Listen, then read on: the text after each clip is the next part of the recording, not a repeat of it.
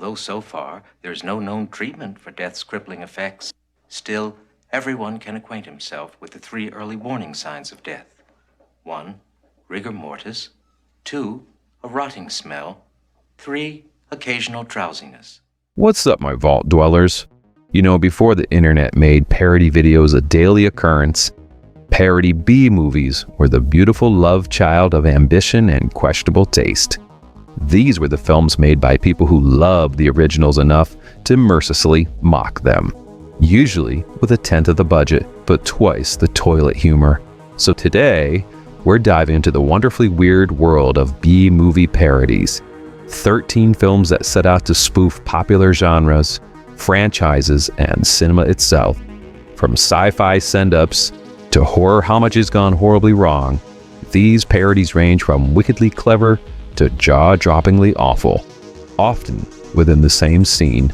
So adjust your whoopee cushions, put on your Groucho glasses, and prepare for a journey through movies that weren't just breaking the fourth wall, they were taking a wrecking ball to it while making fart noises. Let's get started. The popcorn you're eating has been pissed in. Film at 11.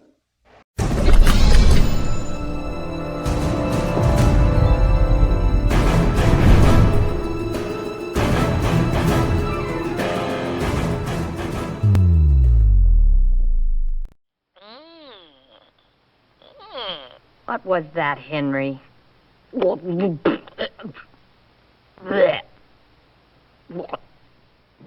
policeman! Let's start off with one of the best titles in the group, Please Don't Eat My Mother from 1973. And this absurd take on Roger Corman's Little Shop of Horrors follows Henry, a lonely peeping Tom who purchases a small talking plant that develops a taste for human flesh, starting with insects and small animals before graduating to demanding human victims. As Henry lures women to his apartment to feed his increasingly demanding plant, he finds himself torn between his new companion's appetites and his own conscience. It's just like Little Shop of Horrors, but with more voyeurism and exploitation elements. What makes Please Don't Eat My Mother so fascinatingly weird is how it straddles multiple exploitation genres while parodying them simultaneously. Director Carl Monson takes the basic premise of a man eating plant and grafts it onto sexploitation framework, creating something that's simultaneously a monster movie spoof, a dark comedy, and an excuse for numerous scenes of women disrobing before meeting their planty demise. The special effects are delightfully low budget, with the carnivorous plant looking like something hastily assembled from the craft store materials the night before shooting. Henry's performance somehow makes this absolute weirdo of a protagonist strangely sympathetic, even as he's essentially serving as a serial killer's accomplice. The film's bizarre tone, veering from genuine creepiness to broad comedy to softcore adult film, sometimes all at once, creates an unpredictable viewing experience that keeps audiences completely off balance. While, certainly not for all tastes, Please Don't Eat My Mother represents a uniquely 1970s approach to parody filmmaking, where the line between spoofing exploitation tropes and simply employing them was just delightfully and confusingly blurry. We also neglected to tell them that we were making a gratuitous women in prison picture. So, if you see anything in this picture that looks a little, odd, I have just a thing. Drink Jolt, the new official sponsor of Prison A Go-Go. Alright, let's talk about Prison A Go-Go from 2003. And this is an absolutely bonkers women in prison parody that throws just about every exploitation trope into a blender and just hits puree. The plot, such as it is, follows a young woman sent to a remote jungle prison run by a mad scientist and his henchwoman, where she encounters zombie attacks, kung fu fights, dance sequences, and cellmates straight out of Central Exploitation casting. It's like someone gave a 13-year-old boy a camera and told him, just go make some of the most inappropriate film possible. And he did it. What makes Prison A Go-Go such a wild ride is its gleeful disregard for coherence in favor of cramming as many references and just absurd gags into its runtime as humanly possible. Director Barack Epstein creates something that it doesn't just parody exploitation cinema, it parodies the very concept of narrative itself. The film frequently breaks the fourth wall, with characters acknowledging that they're in a movie, then commenting on plot holes and continuality errors. Mary Warnoff, royalty of exploitation cinema, from her work with Roger Corman and Andy Warhol, appears as the prison warden, bringing legitimate cult movie credentials to proceedings that otherwise have no legitimacy whatsoever. The deliberate cheap production values, from like obvious wigs to sets that are just clearly empty warehouses with minimal dressing, perfectly capture the aesthetic of films being parodied, with adding another layer of meta-comedy about low-budget filmmaking itself. Prison A Go-Go understands that the best parodies don't just mock their targets, but transform them into something new and strange, creating a viewing experience that's like watching 14 different exploitation films simultaneously.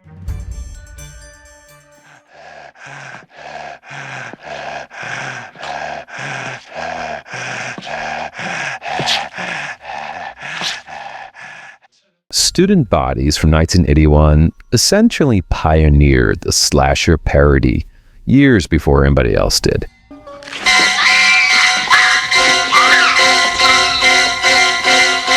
Surprise! Cut the chit-chat. Hitting theaters when, slasher boom was just getting started, rather than after it had run its course. The film follows the attempts to catch the breather, a killer who uses mundane objects like paper clips and eggplants as murder weapons while targeting teens at a high school.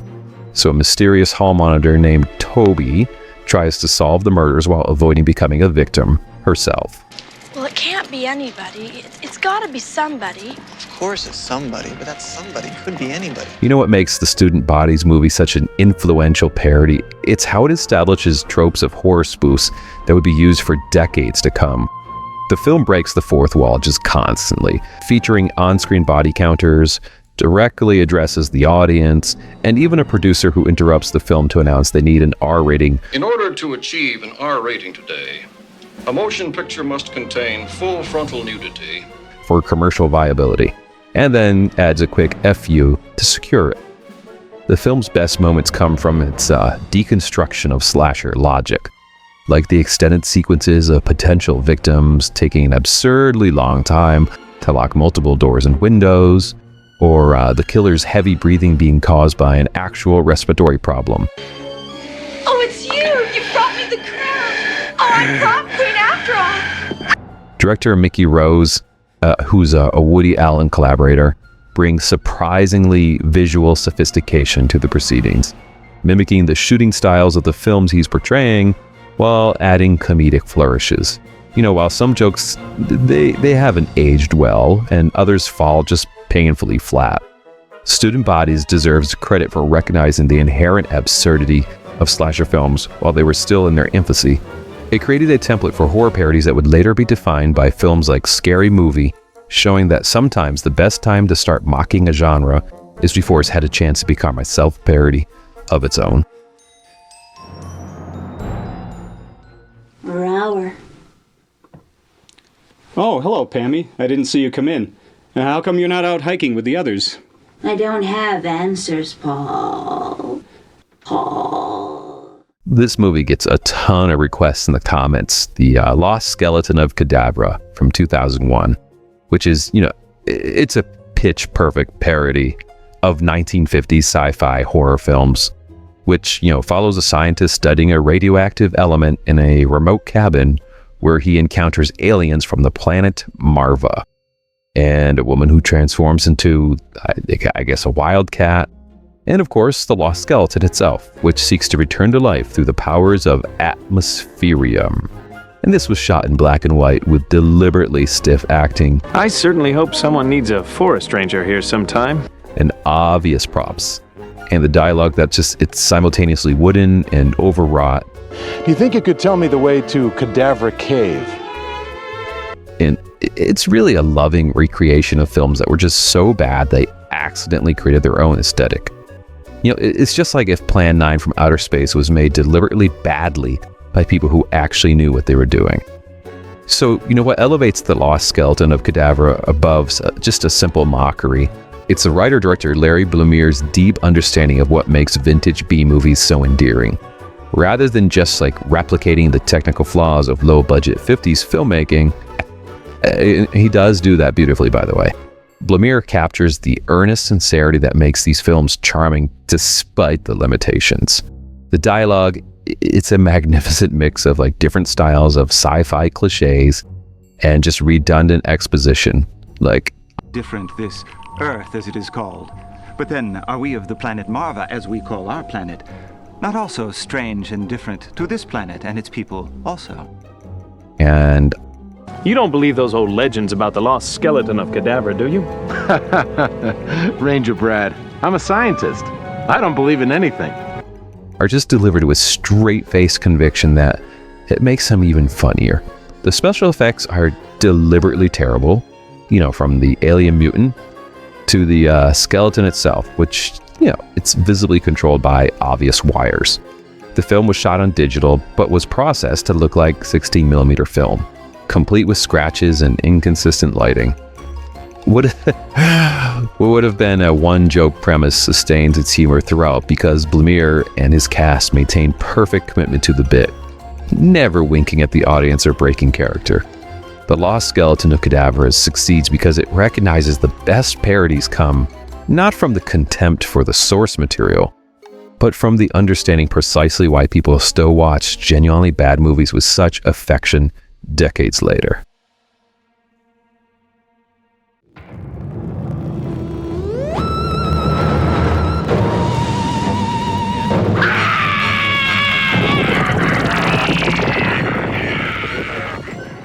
All right, we're going to look at The Lobster Man from Mars in 1989 next, which is a clever film within a film that follows a desperate filmmaker screening his low-budget sci-fi movie, Lobster Man from Mars, for a studio executive as a last-ditch effort to save his career.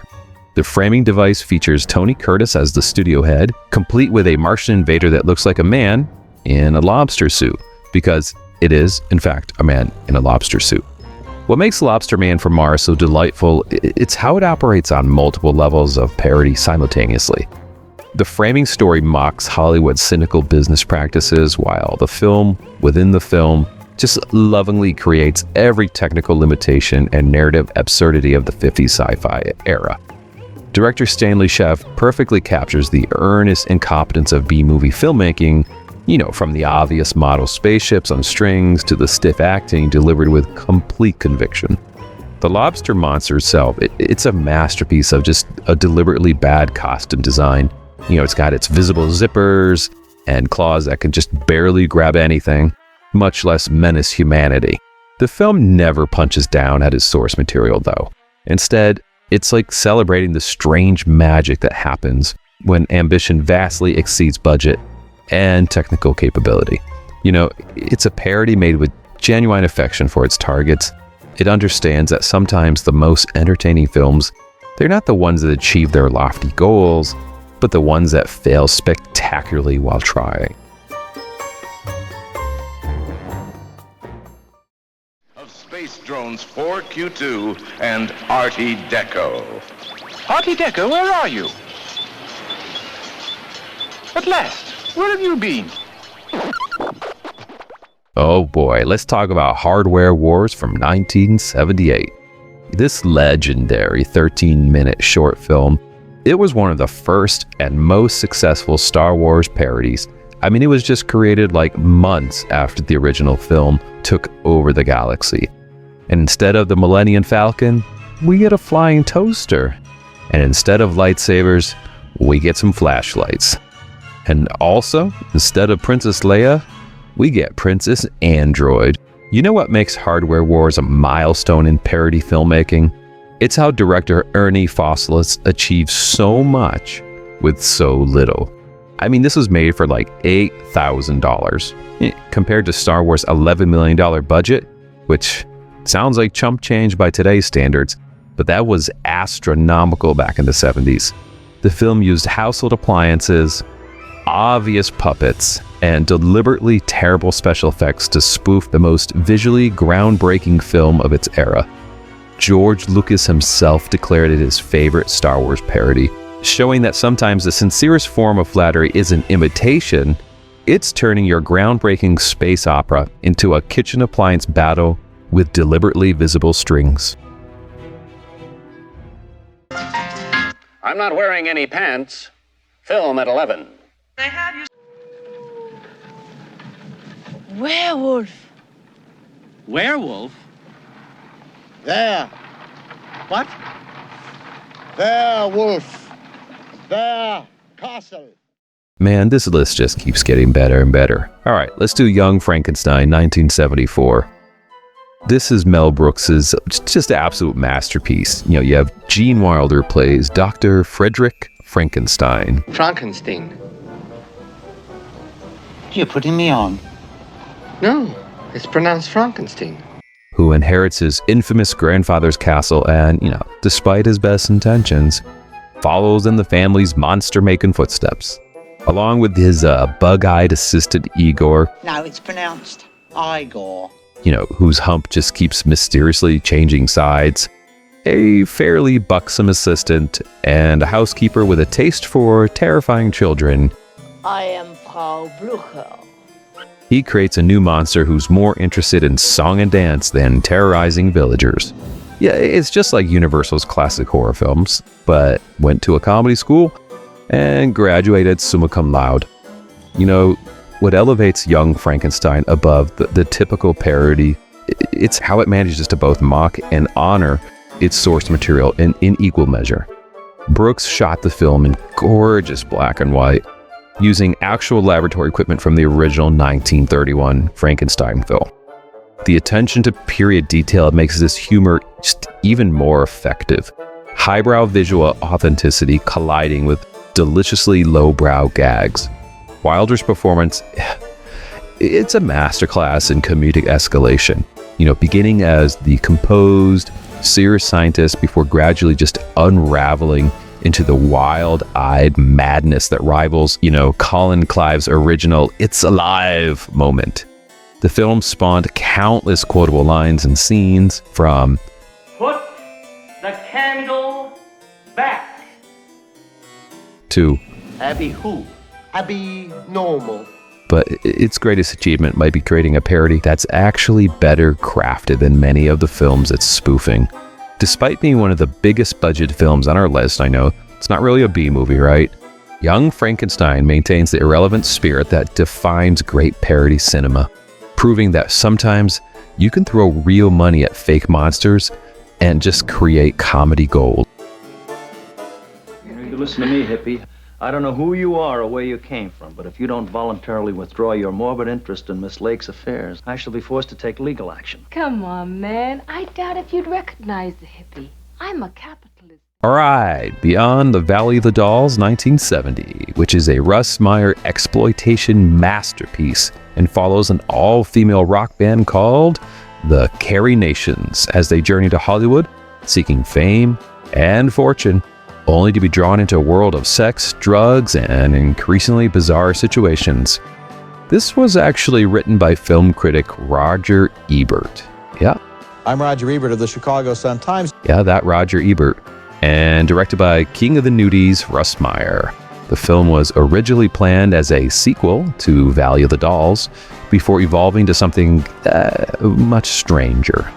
It's like if you asked a respected film critic and a softcore pornographer to adopt a soap opera while under the influence of whatever substances were floating around Hollywood in 1970.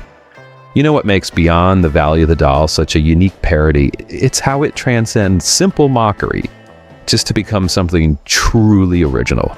The film starts as a fairly straightforward parody of showbiz melodramas before gradually transforming into a psychedelic exploration of counterculture excess, culminating in a final act so unexpectedly dark and violent, it gives viewers just cinematic whiplash.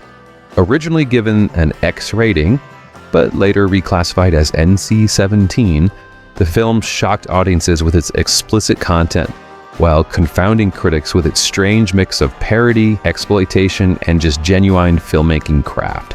Beyond the Valley of the Dolls exists as both a time capsule of late 1960s Hollywood excess and a perpetually modern example of how parody can evolve beyond simple reference jokes into something approaching genuine art. And art with an unusually high breast count per frame, that is.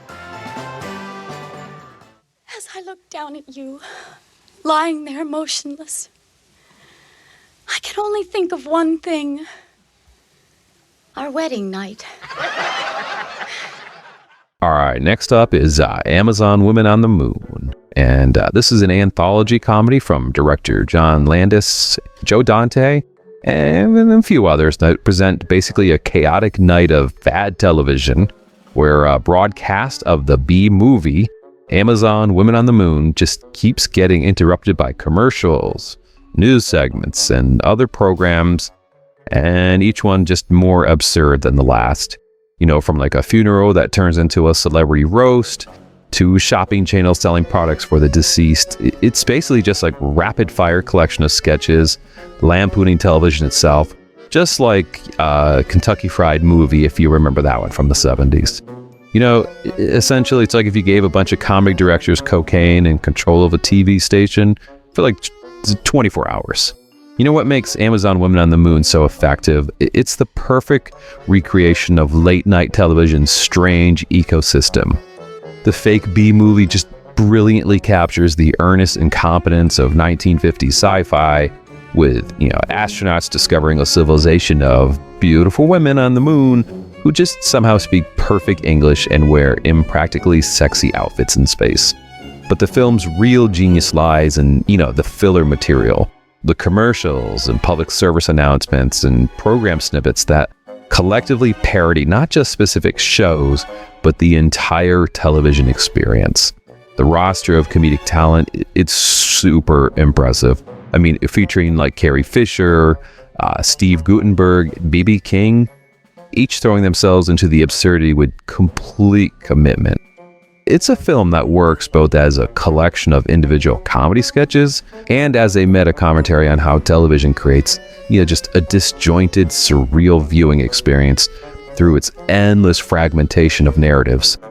In our current era of streaming and binge watching, Amazon Women on the Moon feels strangely prophetic in its portrayal of fractured media consumption, just with more moon women and far fewer subscription fees. Just stand by the door. I don't understand. It's a deserted chapel and somebody's holding the door. That's good. I think I watched this movie about 100 times when I was in middle school. So Transylvania 65000, back from 1985, it's a horror comedy that follows two tabloid reporters, the infamous Jeff Goldblum and Ed Begley Jr., and they're sent to Transylvania to investigate rumors of a Frankenstein monster sighting. Upon arrival, they encounter an assortment of just classic monster movie characters, including, you know, a nymphomaniac vampire, a disjointed butler, and a mad scientist assistant with a vocal impediment, all while trying to uncover whether the monsters are real or part of some elaborate hoax. It's just like an Abbott and Costello meets Frankenstein, you know, remake, but in the 80s with more sexual innuendo and a lot more Jeff Goldblum. You know, what makes Transylvania 65000 such a delightful oddity, and it's the cast of all these comedy ringers giving their material that just ranges from clever to pure cringeworthy. Jeff Goldblum deploys his signature, like, nervous energy to the greatest effect, while Michael Richards, you know, years before Seinfeld fame, delivers physical comedy that's both bizarre and just brilliantly executed. You know, the film lovingly spoofs Universal monster movies while updating them for the 80s comedy sensibilities, just creating a weird hybrid that's not quite parody, not quite homage, and really not quite coherent, yet somehow just entertaining throughout. While not as quotable or sharply written as the best horror parodies, Transylvania 65000 maintains a cheerful goofiness it's just hard to resist. plagued by fumbles as earthquakes rock Los Angeles. Film at 11. Cause of death looks like OG. Over gold, yeah? Any signs of foul play, Randy? No, sir. Looks like a case of just too many gold chains. Jesus Christ. All right, at number 3, we've got I'm Gonna Get You, Sucker from 1988. And this is a Keenan Ivory Wayne's brilliant blaxploitation parody that follows Jack Spade, who's returning to his old neighborhood after his brother dies from an overdose of gold chains. Only discover it's overrun by criminals led by the nefarious Mr. Big. So he's going to recruit a team of over-the-hill former black action heroes like Hammer and Slammer, and then there's Fly Guy, who unfortunately suffers a wardrobe malfunction when his platform shoes explode. And then Jack sets out to clean up the streets and avenge his brother. You know what makes this movie work so well? It's the just obvious affection that they have for the film that they're parodying. You know, coupled with, you know, just the willingness to exaggerate the tropes to just absurd extremes. You know, the film nails like every blaxploitation element. You know, it's got the funky soundtrack, community-minded messages beneath the action, so many flamboyant fashions, and some cartoonishly evil white villains. You know, this film, it walks a delicate line. I mean, both celebrating the cultural significance of blaxploitation while acknowledging its excess and limitations. You know, I'm Gonna Get You, Sucker would later serve as a template for the Wayans', you know, approach to parody, you know, in films like Scary Movie.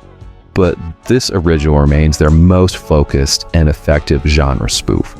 It's made with both reverence and irreverence for an important chapter in cinema history. Prepare yourself for this island Earth. So we got movie side!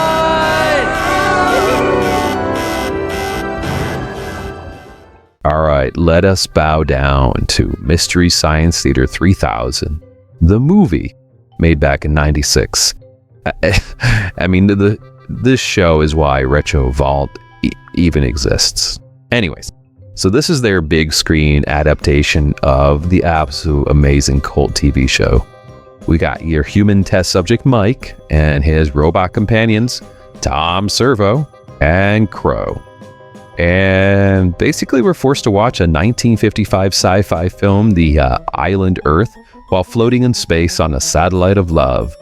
If by some absurd reason you're not familiar with the show, their only defense against cinematic torture is just a constant stream of wisecracks, pop cultural references, Washington Land, the new Disney theme park, and observations about the film's numerous plot holes and special effects limitations.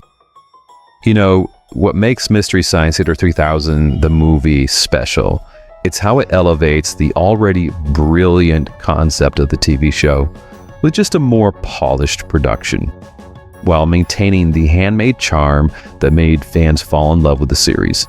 So the film's target movie, The Island Earth, it's actually a better movie than what they normally, you know, riff. Ah, the script has finally arrived. Ooh. So creating a different comedic dynamic as Mike and the bots acknowledge its occasional merits while still gleefully tearing apart its dated elements. The segments featuring the mad scientist, Dr. Clayton Forrester, it just adds another layer of parody, which is mocking the mad scientist tropes that have been a staple of science fiction for decades. You know, it's a parody of a film that simultaneously created a template of how future generations would engage with and parody media themselves.